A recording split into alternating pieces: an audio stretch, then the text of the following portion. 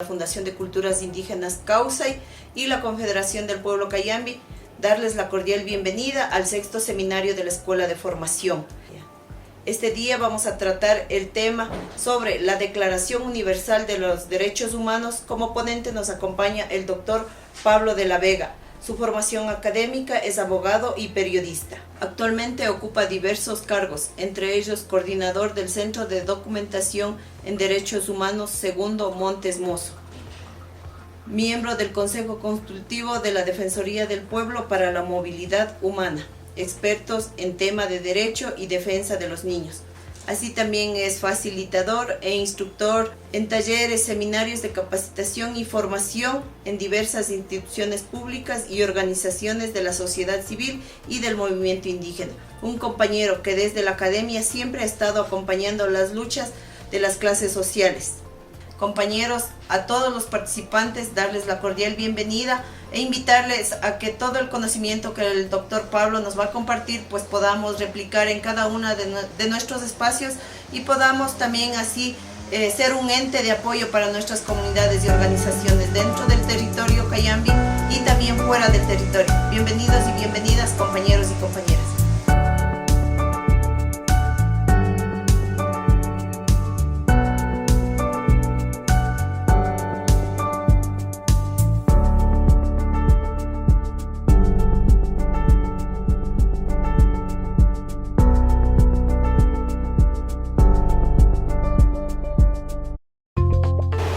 Primera idea, decir que la Constitución, al menos en la teoría jurídica, es la norma más importante. Está en el primer lugar, ¿no es cierto? En el primer lugar de esta pirámide de normas jurídicas.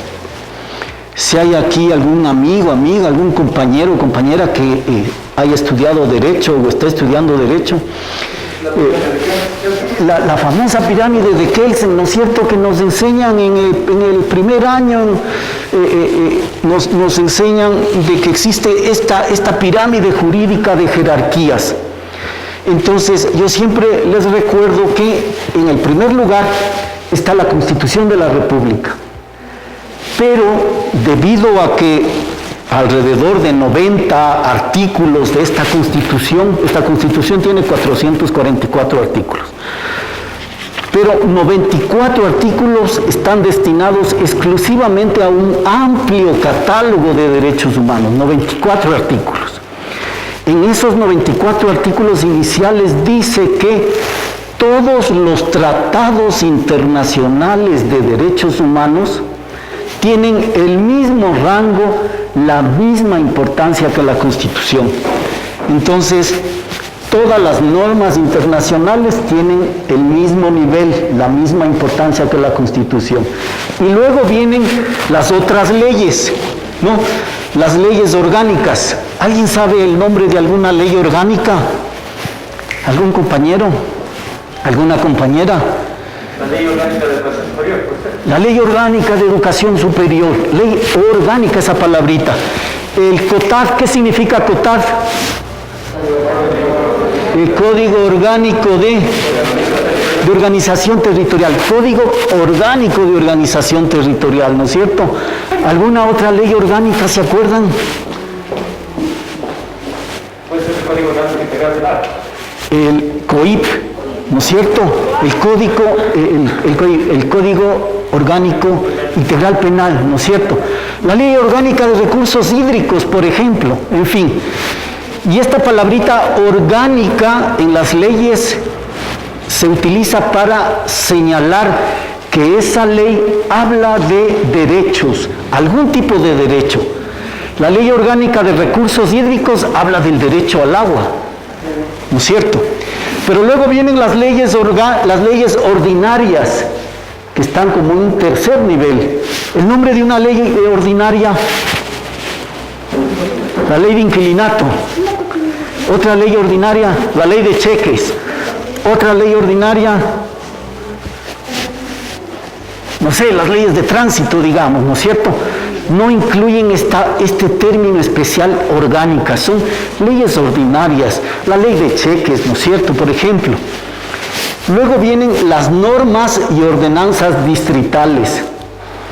Usualmente estas normas y ordenanzas distritales en las ciudades grandes que tienen por lo menos 2 millones de habitantes, Quito, Guayaquil, Cuenca, no sé si está en ese nivel, ¿no es cierto? O de los distritos regionales que se intentaba construir, pero que a la final, hasta este momento, no están plenamente implementados. Luego vienen los decretos y reglamentos. ¿Quién firma un decreto? ¿Quién? Solo el presidente firma decretos, ¿no es cierto? Entonces, y el presidente también reglamenta. Todas las leyes tienen reglamentos. Entonces, está como primer lugar, segundo, tercero, cuarto, quinto lugar. Luego las ordenanzas. ¿Quién emite ordenanzas?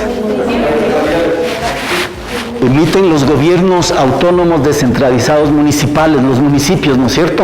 Sería bueno que todos aquí estemos familiarizados con las ordenanzas más importantes que nuestro alcalde aquí en Cayambe ha aprobado, ¿no es cierto? Y hay algunas ordenanzas muy, muy interesantes que vale la pena prestarles atención. Luego vienen los acuerdos y las resoluciones. Los municipios también pueden emitir acuerdos, también emiten resoluciones. Las juntas, ya no se llaman juntas, los gobiernos parroquiales también emiten acuerdos y emiten resoluciones. Las direcciones zonales también emiten acuerdos, emiten resoluciones, ¿no? La Dirección Zonal de Educación, de Salud, del Medio Ambiente, en fin. Y luego vienen los actos y decisiones de los poderes públicos, comunicados, circulares, firmados por funcionarios del Estado. En teoría, la norma que debe prevalecer es la Constitución sobre todas estas otras normas. Pero usualmente encontramos que una circular o que quizás un acuerdo o incluso una ordenanza tiene algunos vacíos jurídicos, tiene algunas contradicciones con la Constitución. Entonces por eso hay sistemas de control que será la Corte Constitucional quien verifica si a pedido o a veces por iniciativa propia se pronuncia sobre la inconstitucionalidad de normas de menor jerarquía. Esto fue aprobado en la Constitución del 2008. Yo suelo decir que en la práctica, desafortunadamente, la pirámide se da la vuelta. La pirámide, esta es la teoría, lo ideal. En la práctica la pirámide se da la vuelta y la Constitución está casi al último. Y a veces una circular, unos requisitos impuestos para un trámite oficial pesan más que la propia norma constitucional, que una ley orgánica o que un tratado de derechos humanos. Uno de los tratados de derechos humanos más importantes para los pueblos indígenas, ¿cuál será? Perfecto, compañero. El convenio 169, convenio de la Organización Internacional del Trabajo, número 169, es el tratado más importante. Fue aprobado hace algunos años atrás, ya probablemente habrá que seguir debatiendo las leyes a nivel nacional y a nivel internacional. Hay que debatirlas, construirlas. Y usualmente las leyes y las normas internacionales responden a la movilización, no siempre a la buena fe de los legisladores, ni a la buena fe de los embajadores que van a foros internacionales y aprueban normas internacionales. Tienen que haber movilizaciones, marchas, protestas, desafortunadamente luchas que hay que impulsar para que finalmente eso se consagre en las normas, ¿no es cierto? Por eso es que se dice que el derecho tiene que ser dinámico. Entonces, hay muchos acuerdos, ordenanzas o decisiones que son contradictorias a la Constitución o contradictorias a los intereses de los pueblos indígenas, como el caso del convenio 169, ¿no es cierto? A veces ustedes van a un trámite a la ventanilla, a la Dirección Zonal de Educación, y encuentran ahí una lista de requisitos para algún trámite. 1, 2, 3, 4, 5, 6, 7. Y uno dice, pero esto es imposible.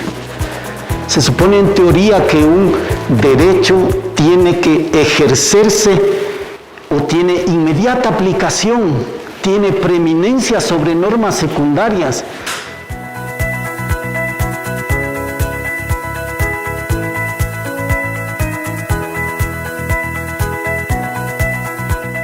En la Constitución del 98, los tratados estaban en segundo lugar. Sí se reconocía la importancia, pero estaban en segundo lugar.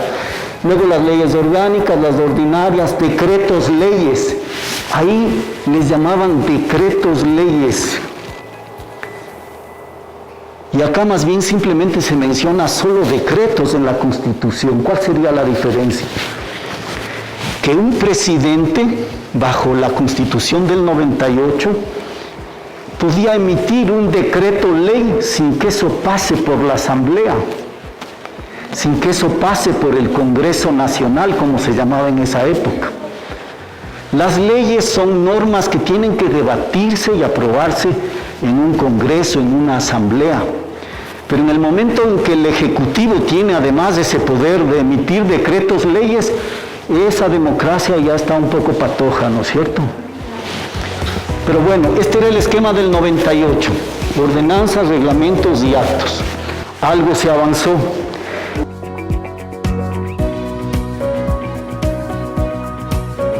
¿En qué se avanzó? 6 instituciones, compañeros, que finalmente los compañeros indígenas, asambleístas y los amigos del pueblo, de los pueblos y las nacionalidades lograron introducir. Primero, la Pachamama. ¿Qué es la Pachamama? La Madre Tierra. Pero al decir la Madre Tierra, podríamos ampliar un poquito más. La Madre Naturaleza, ¿no es cierto? La Pachamama es la Madre de la Naturaleza. Es la Madre Naturaleza, perdón. Y este enfoque de la Pachamama se menciona en el preámbulo y en el artículo 71. La Constitución dice, celebrando a la naturaleza, la Pachamama, de la que somos parte y que es vital para nuestra existencia. Solo la mención de Pachamama causó una conmoción y un debate de días y días en la Asamblea Constituyente en Montecristi. No crean que resultó fácil y sencillo el de introducir la Pachamama. Casi les estaban acusando de ateos a nuestros compañeros asambleístas que pusieron en el debate la Pachamama, la Madre Tierra, la Madre Naturaleza. Pero este es un concepto potente en Ecuador, en Colombia, en Bolivia, y que se va extendiendo a otros pueblos, sobre todo países, regiones donde hay una fuerte presencia de pueblos y nacionalidades. El segundo concepto que aparece en la Constitución es el summa causai. ¿Qué quiere decir summa causai? ¿Y qué es esto de buen vivir? Vivir en armonía. ¿Vivir en armonía con quién? Con la naturaleza, con todos, con los seres humanos, con los pueblos. Vivir bien, vivir en armonía. Qué mucho, qué tanto nos tenemos que aprender sobre eso, ¿no? Vivir en armonía. No es tanto el vivir bien cómodamente. Si alguien por su trabajo, su esfuerzo llega a tener cierto bienestar, está bien, es legítimo eso. Pero el summa causa va mucho más allá de la comodidad personal, es pensar en esa relación armoniosa con todas las personas que nos rodean y con la naturaleza sobre todo. El tercer concepto clave y potente es la interculturalidad. La interculturalidad. ¿Qué es la interculturalidad, compañeros? ¿Qué será? Derecho a la cultura. Diferentes nacionalidades, diferentes culturas. ¿Hay una sola cultura? Por ahí hay una institución que se llama la Casa de la Cultura Ecuatoriana Benjamín Carrión. ¿Qué les parece ese nombre? Está bonito, pero ¿cómo debería ser? Quizás la Casa de las Culturas en el Ecuador, algo así puede ser, porque hay una variedad de culturas que responden a esta variedad de pueblos y nacionalidades. ¿Cuál es el reto entonces? El relacionamiento de una cultura con otra, el respeto de una cultura a la otra, no el dominio ni el predominio. Por ahí va la interculturalidad, ¿no? El respeto entre las diferentes manifestaciones culturales. Pero ese respeto el Estado tiene que llevar a la práctica. En la educación, a través de la educación intercultural bilingüe, por ejemplo. La salud, a través del respeto a las prácticas de medicina ancestral. Debería haber apoyo del Estado a todas esas iniciativas, ¿no es cierto? En fin, la interculturalidad, y ahí hay muchísimos más artículos que el Estado reconoce, al menos en teoría, la interculturalidad.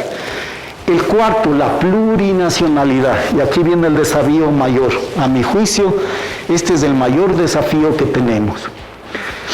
14 nacionalidades, 18 pueblos, se habla del pueblo montubio también. Por ahí hay un sector de hermanos en la costa que dicen: nosotros somos el pueblo cholo y también queremos que se nos reconozca.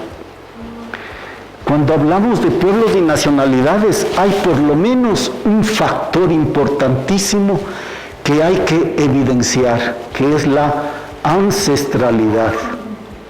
La ancestralidad es una de las características de los pueblos y las nacionalidades. El otro, las expresiones y las manifestaciones culturales, idioma propio, tradiciones propias, formas de justicia o formas de administrar su propia justicia. Entonces, la plurinacionalidad es uno de los más grandes desafíos, la construcción del Estado plurinacional en educación, en salud, en justicia, en todos los aspectos de la vida nacional. La justicia indígena. ¿Quién y quiénes pueden administrar justicia indígena? Artículo 171 de la Constitución. Las autoridades de las comunidades, pueblos y nacionalidades indígenas ejercerán funciones jurisdiccionales, las autoridades, no cualquier persona. A veces los medios de comunicación nos presentan escenas un poco violentas, un linchamiento en la calle, en fin, y dicen justicia indígena. No es eso justicia indígena, porque tiene que seguir un proceso en manos de las autoridades que tienen funciones jurisdiccionales con base en sus tradiciones ancestrales y su derecho propio. El derecho acumulado por el pueblo cayambi en muchas experiencias muy ricas. El derecho del pueblo Salazaca, el derecho propio del pueblo Salazaca, del pueblo Saraguro, dentro de su ámbito territorial, Y en el artículo 95 se habla de democracia comunitaria y no se vuelve a hablar en ningún otro lado. ¿Qué tipo de democracia es la que vivimos? Cada 4 años nos convocan a elecciones, elegimos presidente, elegimos asambleístas, luego alternadamente elegimos alcaldes, en fin, sí, es un modelo de democracia. Pero ¿estamos satisfechos de ese modelo de democracia? Es una democracia que deja mucho que desear todavía. Es verdad, nos consultan, pero hay tantos intereses en un proceso electoral que la verdad es que se aleja de las aspiraciones. ¿Qué es la democracia comunitaria? Es la democracia horizontal, de asambleas. Qué bonito que es asistir a la asamblea de un pueblo, de una nacionalidad. Horas de debate, ¿no? Horas de debate, pero todo el mundo participa, habla, y si es necesario volver a convocarse, se convocan. decisiones comunitarias, horizontales, con prácticas ancestrales. La minca, se cita que dice, la minca, ese colectivo, esa participación comunitaria es un ejercicio de democracia comunitaria, donde se debate, donde se construye, donde todos nos juntamos para acciones conjuntas. Estas 6 instituciones lograron meterse como cuña en la Constitución. Y algunos juristas, algunos abogados, algunos colegas, no les gusta mucho esto porque les pone una especie de contrapeso a otras instituciones que provienen del derecho europeo, que provienen del derecho anglosajón. Pero no se olviden, esas 6 instituciones.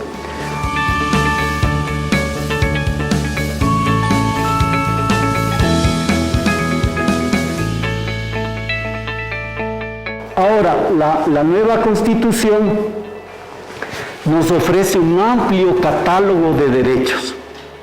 Se han dividido los derechos en derechos del buen vivir, en derechos de las personas y grupos de atención prioritaria, derechos de las comunidades, pueblos y nacionalidades. Ahí está el que nos interesa con mayor importancia. Obviamente los derechos de participación, derechos de libertad, derechos de la naturaleza. ¿Los ríos tienen derechos? ¿Tienen derechos un río? Si tiene, un lago tiene derechos. Y ahora, ¿cómo se defiende un río? Busca patrocinio y contrata un abogado. ¿Cómo se defiende la naturaleza, compañeros, compañeras? Las organizaciones, ustedes, compañeros, las comunidades, las comunas, los colectivos son quienes defienden, litigan los derechos de la naturaleza, ¿no? Que finalmente tiene que ver con esto del suma causa y de la armonía con la naturaleza. La misma Constitución dice que debemos luchar por los derechos humanos. Y cuando nosotros nos movilizamos, ¿qué estamos haciendo? Luchando por los derechos humanos o por los derechos colectivos. Pues aquí están las responsabilidades en nuestra Constitución. En los derechos del buen vivir, solo menciono para que ustedes los ubiquen, dice por ejemplo, agua y alimentación. ¿Qué será el derecho al agua? Que todos tengamos derecho a la agüita, al acceso al agua. La agüita no solamente para consumo humano, que tendrá que ser una agüita saludable, ¿no es cierto?, sino que sea accesible. En algunos pueblos el agua está a 1 kilómetro, 2 kilómetros. Derecho humano al agua y el derecho humano al saneamiento. Tener condiciones de privacidad, de respeto a la dignidad humana, para que nosotros podamos tener nuestras propias necesidades de evacuación en condiciones de privacidad y de dignidad.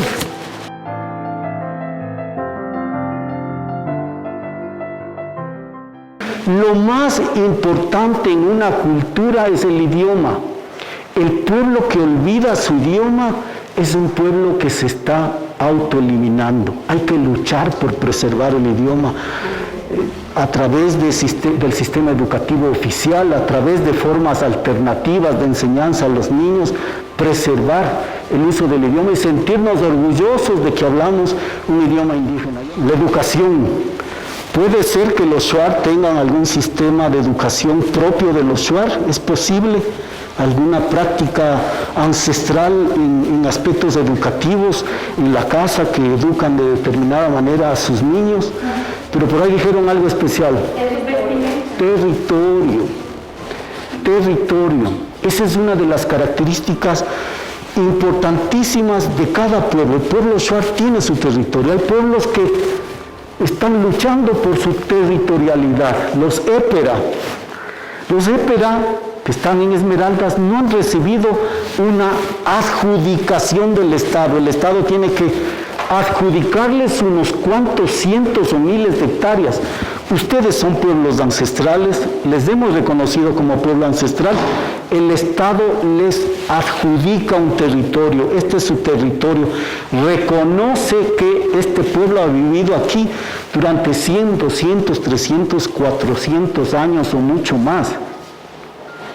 Pero en el caso de los épera, el Estado no les ha reconocido o no les ha adjudicado. ¿Qué han hecho los épera? Han ido comprando de a poquito territorio para decir esto forma parte, comprando tierras para decir que esto forma parte de los territorios épera. Pero en realidad la obligación está en manos del Estado, ¿no es cierto? Territorios, tradiciones, costumbres, idiomas. Esas características que son propias de estos colectivos van configurando los derechos colectivos. O sea, como personas todos tenemos derechos humanos, pero como colectivos, como pueblo, como nacionalidad, tenemos derechos colectivos que son específicos de cada uno de los pueblos. Cada pueblo tiene su propia forma de organización social. Y a veces el Estado, el director, las direcciones zonales de educación, las de medio ambiente, se inventan ahí unas formas de organización que quieren a veces imponer. Les pongo un ejemplo. Ministerio del Ambiente, Agua y Transición Ecológica, que se llama ahora, impone la formación de juntas de agua o juntas de riego.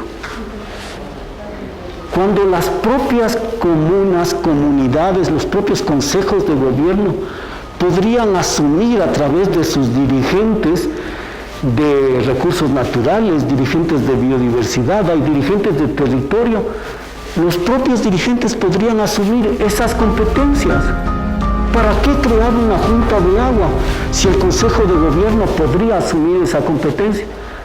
Pero en gran parte del país hay juntas de agua. En algunas comunidades de ustedes habrá junta de agua o junta de riego y drenaje. Y si no hay junta de riego y drenaje, y a pesar de eso tienen ustedes esa competencia, y está bajo administración de su Consejo de Gobierno, del Cabildo, en buena hora. Lo que se pretende es que trabajemos para reconocer las propias formas de organización social, no las impuestas. No ser objeto de racismo ni de ninguna forma de discriminación fundada en su origen, identidad étnica o cultural.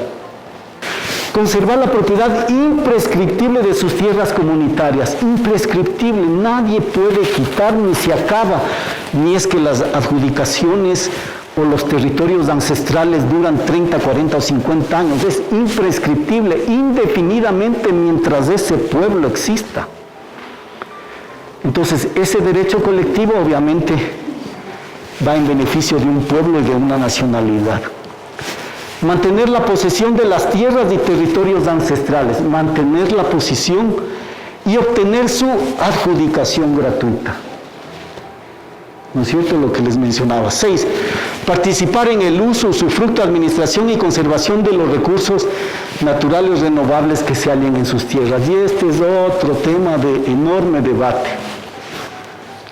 Si hay agua que pasa por territorios ancestrales, ¿qué pasa con esa agüita? ¿Qué pasa con esos ríos?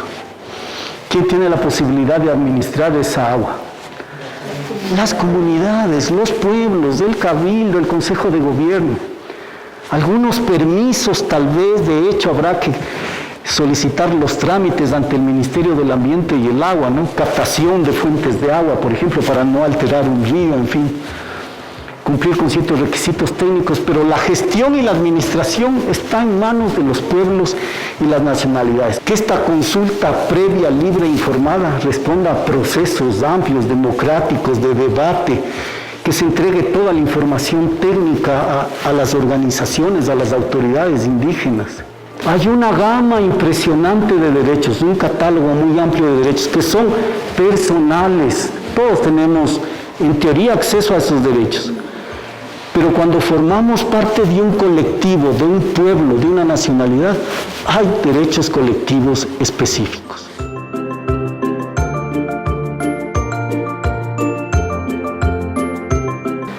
El Estado tiene que respetar tres verbos: respetar, proteger y garantizar.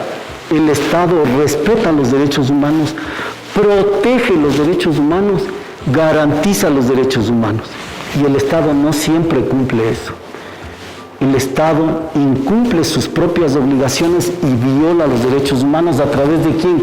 De los operadores de justicia, a través de los funcionarios de Estado, a través de la policía. La policía es un agente del Estado, a través de los agentes penitenciarios, a través de los operadores o funcionarios administrativos que le deniegan el acceso a un derecho por un trámite, porque usted no ha presentado un requisito. Entonces, todo aquel funcionario que está consciente que no facilita esta obligación del Estado, está contribuyendo a violar los derechos humanos.